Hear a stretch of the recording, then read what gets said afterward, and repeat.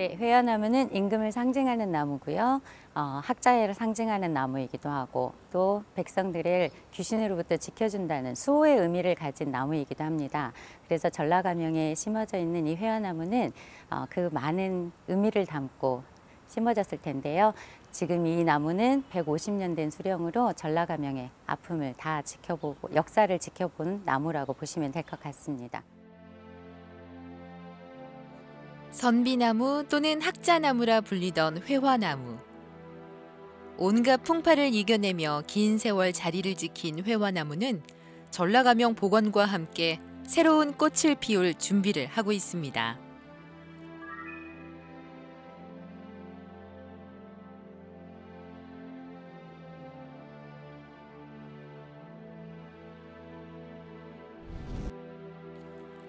전라가명이 지난 3년여 동안의 복원 공사를 마치고 옛 위용을 드러냈습니다. 전라가명은 1018년 고려 때를부터 시작으로 해서 전라도, 즉 전라북도, 남도, 제주도 3도를 일컬어 통괄하던 정치와 경제와 행정 모든 것을 주관하던 곳이 전라도, 그 안에 전라가명이 있다고 보시면 되겠습니다. 새로운 시대를 열게 된 전라가명. 잠시 과거의 모습을 더듬어 볼까요? 전라가명이 복원되기 전 이곳은 전북도청사가 자리하고 있었습니다. 전라가명은 1000년이 넘는 세월 동안 그 역할이 한 번도 변화가 없었습니다. 그래서 정치와 경제, 행정, 전주의 문화까지 모든 것을 총괄하던 곳인데요. 일제강점기 때는 일본인들에 의해서 수탈의 중심지가 되기도 하였고 6.25 때는 안타깝게 화재로 선화당과 전북도청 모든 건물이 불에 타기도 했었는데요. 이후에 1952년에 전라도의 모든 역할을 담당하던 이 자리에 전북도청이 들어서게 되었습니다. 지난 2005년 신시가지로 자리를 옮긴 전북도청사. 이전과 함께 옛 청사부지 활용에 대한 논의가 활발하게 이루어졌습니다. 전라가명 복원에 대한 다양한 여론 수렴이 이뤄지고 발굴 조사를 실시했는데요.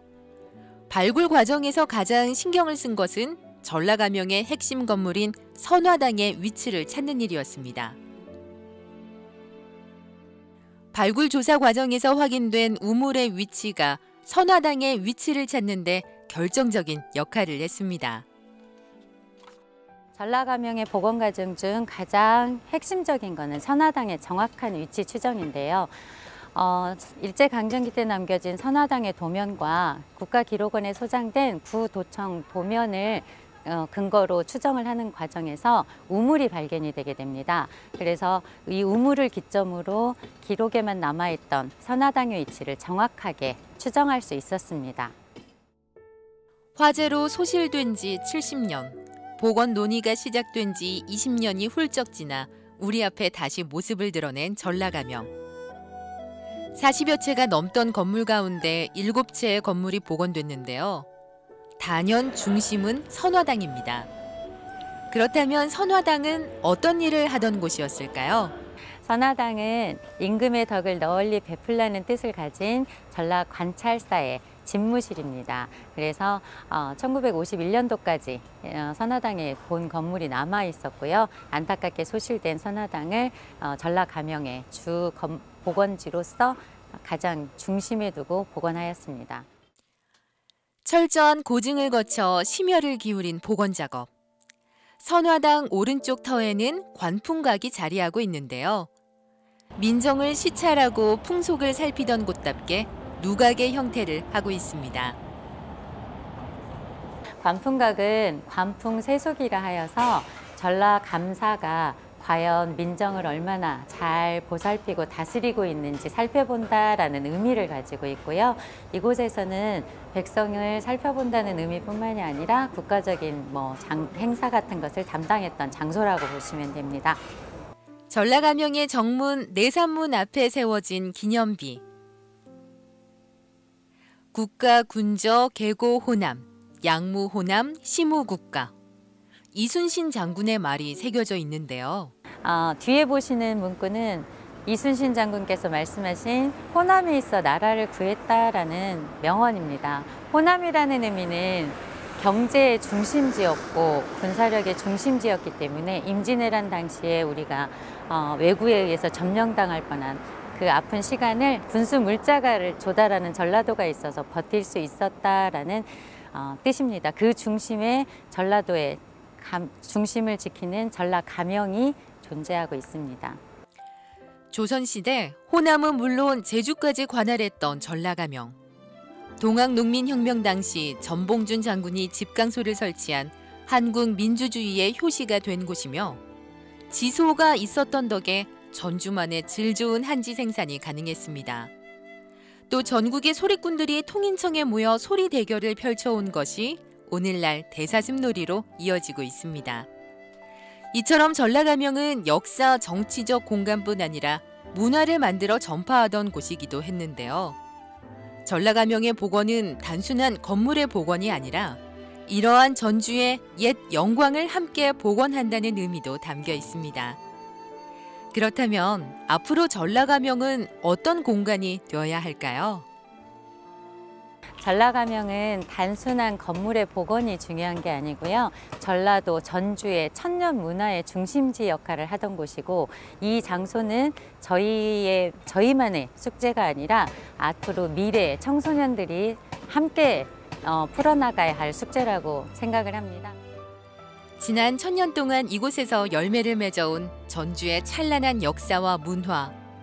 비록 당시의 온전한 모습을 되찾진 못했지만요. 복원된 전라가명에서 과거의 위용을 되찾을 수 있는 새로운 꽃을 피우며 그 꽃씨가 널리 퍼져나갈 그날을 기다립니다. 공연장의 텅 빈 객석은 더 이상 낯선 풍경이 아닙니다. 대신 온라인으로 공연 무대가 옮겨갔죠. 새로운 공연 문화, 그것은 또 다른 시작이기도 합니다.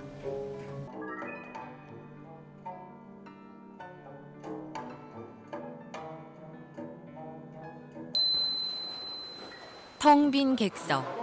하지만 무대 위는 분주합니다. 공연을 앞두고 마지막 점검이 한창이네요. 오늘 무대를 꽉 채워줄 공연은 인형극일까요? 다양한 소품들이 눈에 띄는데요.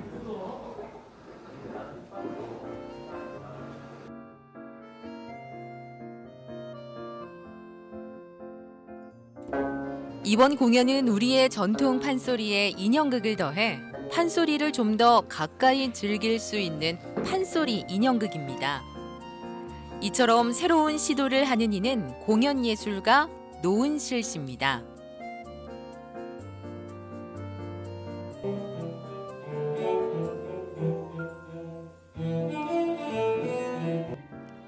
판소리는 어렵고 고루하다는 고정관념을 깨고 어떻게 하면 관객들에게 더욱 친근하게 다가갈 수 있을까 고민했는데요. 고민 끝에 판소리 인형극을 생각하게 됐다고 하네요.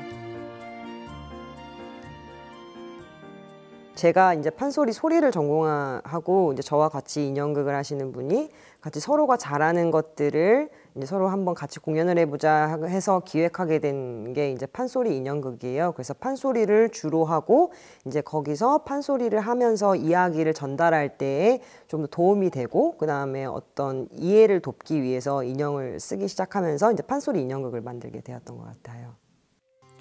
같은 소리도 눈으로 보며 들으니 어린아이들도 함께 공연을 즐길 수 있습니다. 고전 문체나 한자 성어와 같은 어려운 표현들도 문제되지 않았죠. 그러다 보니 외국인들까지도 한판 신명나게 놀다 갈 수 있는 무대가 됐다고 하네요. 되게 흥미로웠고 판소리를 이해하는 데 더 많은 도움이 됐다라고 말을 해요. 이제 판소리가 어쨌거나 언어가 옛 언어를 사용하기도 하고 한문을 사용하기도 하다 보니까 좀 이야기 이해에 어려운 부분들이 있었는데 인형들이 나와서 어떤 이야기의 이미지들을 설명해 주는 부분들이 많다 보니까 이제 확실히 이해도 쉬웠고 흥미로운 부분들도 많고 즐거웠다라고 다들 이렇게 말씀해 주시더라고요. 은실 씨가 선보이는 판소리 인형극은 용궁과 자라 그리고 토끼의 좌충우돌 이야기 수궁가입니다. 살짝 공연 감상을 해볼까요? 근 금소초파 거세지가 경기 부던 눈 그리고 들락 널락 오락가라 홍우주초 선단 모양 허중패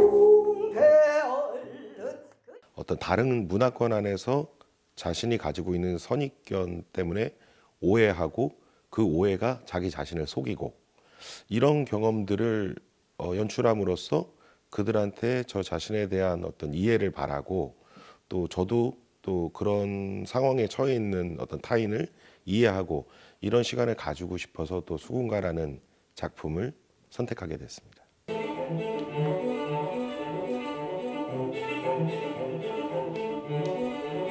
없다 빨리 감부터 꺼내자.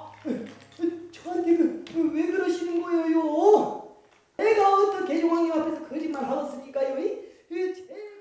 혼자서도 무대를 가득 채우는 은실 씨. 인형을 비롯한 다양한 소품들이 극의 재미를 더해줍니다. 손통에다 꽃을 달고 우리가 판소리라고 했을 때 사실은 한국 사람이기 때문에 우리가 익숙하다라고 생각하는 경우가 있는데 사실은 판소리를 실제 극장에서 본 사람들이 그렇게 많지 않을 거예요. 그리고 마찬가지로 인형극도 많이 접할 기회가 없는 그런 공연이죠. 그래서 이것을 좀 더 관객들이 좀 더 가까이 느끼게끔 하고자 인형극을 접목시켰기 때문에 이해하는 데도 굉장히 도움이 많이 되고 또 어떤 계속 듣기만 하는 어떤 이미지보다는 그거를 형상화시킨 인형들을 보면서 더 이해도 많이 할 수 있고 또 해학적인 어떤 느낌도 많이 가질 수 있기 때문에 그것이 매력이 아닌가라는 생각을 합니다. 관객들과의 유대감이 무엇보다 중요한 공연. 하지만 올해는 공연 방식이 달라졌습니다. 감독이 검은고 소리를 내면 조금만 올려주시면 될 것 같아요. 온라인 공연을 위한 제작 카메라 앞에 서야 하는 이 현실은 낯설지만 무대를 준비하는 이들의 열정에는 달라진 게 없습니다. 공연을 할 때 관객과 호흡하는 게 정말 중요하거든요. 근데 이제 그런 것들을 못하고 어쨌거나 온라인상으로밖에 관객을 만나지 못하기 때문에 관객들도 답답하고 공연자들도 답답할 거예요. 저도 공연을 온라인으로 해보면서 느꼈던 점이거든요.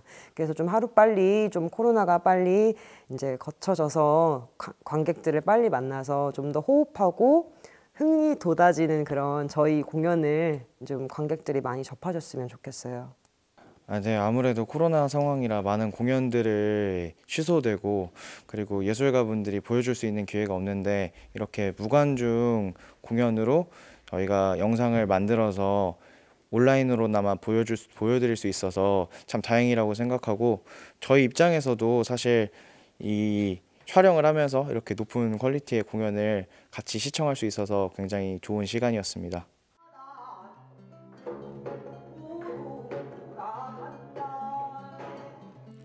객석을 달구던 관객들의 환호 대신 무대를 생생하게 전하려는 이들의 노력이 공간을 가득 메웁니다. 이거보단 약하게 해요? 다시 한번 볼게요.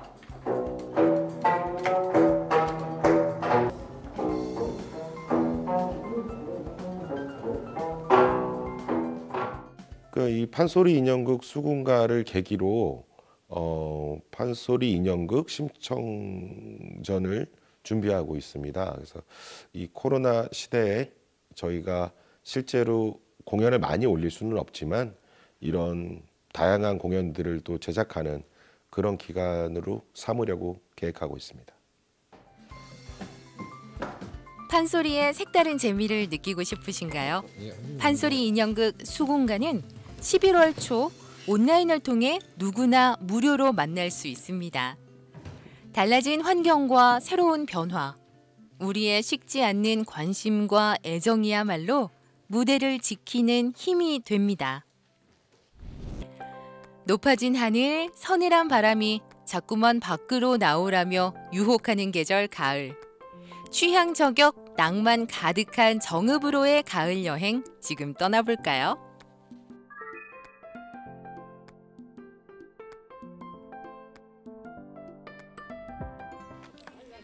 지금 정읍에는 발걸음 닿는 곳마다 향기 가득 꽃잔치가 펼쳐졌습니다. 가을이 무사히 도착하면 피어나는 꽃 구절초. 군락을 형성하며 소나무 숲과 어우러져 한 폭의 그림이 됐네요. 그야말로 그림 속 꽃길을 걸을 수 있는 곳이죠. 구절초는 음력 9월 9일이면 꽃이 만개한다고 해서 구절초다라는 설도 있고요. 음력 9월 9일이 되면 줄기가 9마디가 되며 약효가 가장 좋다고 해서 구절초라 이름 붙었다는 설도 있습니다. 이름 붙은 이유야 어찌 됐든 소박한 매력을 뿜어내는 구절초가 군락을 이루니 숲속에 흰 눈이라도 내린 것 같은 풍경인데요.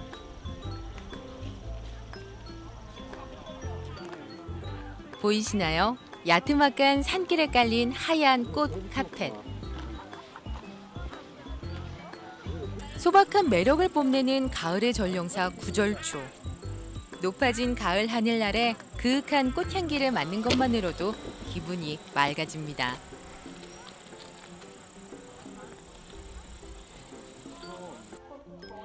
올해는 공식 축제는 취소됐지만 무려 41만 헥타르에 펼쳐진 구절초를 만나기 위한 발걸음이 멈추질 않네요. 이때를 놓칠세라 예쁜 꽃을 배경으로 사진을 찍고 또 찍고 어디를 가나 포토존이고 카메라를 들이댔다 하면 인생샷이 나오니 멈출 수 있나요? 네, 지금 너무나 좋고요. 지금 날씨도 이렇게 화창한 날씨에 많은 사람들이 이 코로나19 때문에 힘들어 하시는데 이런 구절초를 봄으로 인해서 정말 위로를 많이 받았으면 좋겠습니다. 구절초는 꽃과 줄기 모두 약재로 쓰이기도 하지만요. 은은한 향으로 사람의 몸과 마음을 치유한다고 알려졌는데요. 그 때문일까요? 오래도록 걷고 싶어지네요. 실제 트레킹 코스도 있기 때문에 숲속의 건강한 공기 그리고 구절초의 은은한 향기를 들이마시며 유유자적 걸을 수 있습니다. 혼자서 눈요기만 하기엔 너무나도 아까운 풍경이죠. 여럿이 그리고 오래오래 즐기기 위해 사진으로도 남겨봅니다.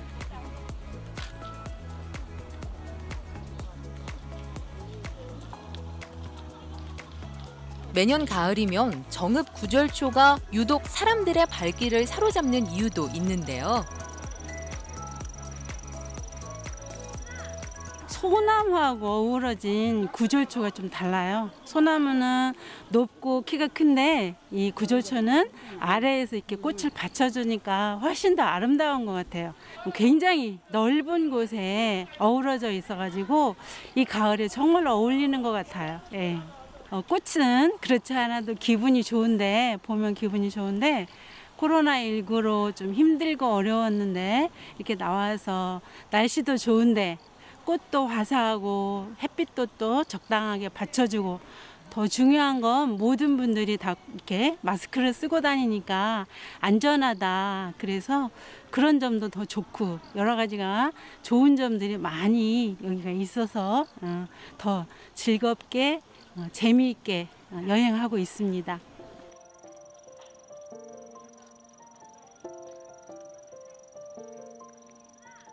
구절초는 순수, 어머니의 사랑이라는 꽃말처럼 생명력이 강한 꽃으로도 알려져 있습니다. 정원에 한 송이만 심어도 몇 해 지나지 않아 군락을 이룬다고 하네요. 이 여리고 가느다란 줄기 어느 곳에 그렇게 강한 생명력이 깃들어 있을까요?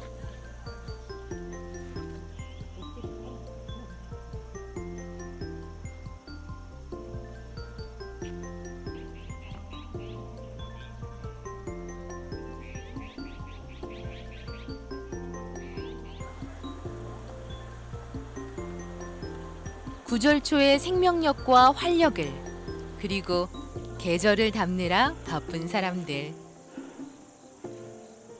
여기 보세요. 여기 보시고 웃어보세요. 하나 둘 셋. 아우 예쁘다. 여기 너무 좋다. 이 자리가. 좋아요. 해마다 잘 여기 정읍 구절초 축제 하는 곳을 잘 아는 곳인데 올해는 이제 상황이 그래서 많이 못 돌아다니다가 외국에서 살다가 오신 언니를 모시고 온 거예요. 언니한테 소개도 해드리고 저희가 안내해드리려고. 언니가 너무 즐거워하셔가지고 저희도 참 기쁘고 좋네요.